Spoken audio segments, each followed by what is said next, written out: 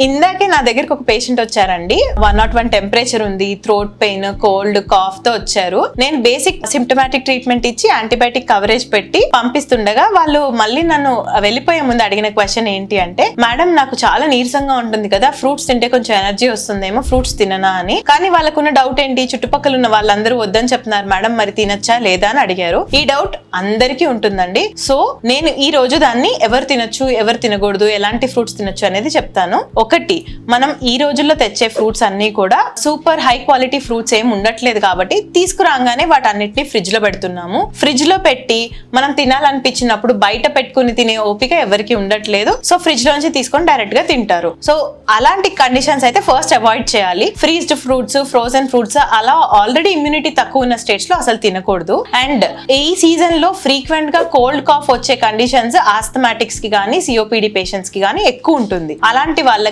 ఏదైనా ఫ్రూట్స్ కి అలర్జీస్ కూడా ఉండొచ్చు కాబట్టి we usually don't recommend them. లేకపోతే vitamin C rich foods actually they help to improve the immunity. కానీ ఆల్రెడీ సిక్ ఉన్న కండిషన్స్ లో ఇప్పటికిప్పుడు తిన్నంత మాత్రాన ఇమ్యూనిటీ పెరగదు. సో మనం ఏం చేయాలి అంటే అవి అవాయిడ్ చేసి ఎనర్జీ కోసం తీసుకునేవి ఏంటి అంటే రాగి జావా, సగ్గుబియ్యం జావా ఇలాంటివి తీసుకుంటూ, బార్లీ వాటర్ లేదంటే ఎలక్ట్రాల్ వాటర్ ఇలాంటివి తీసుకుంటూ మనం కొంచెం రికవర్ అయ్యాక ఇమ్యూనిటీ కోసం మనం ఫ్రూట్స్ కన్స్యూమ్ చేయొచ్చు.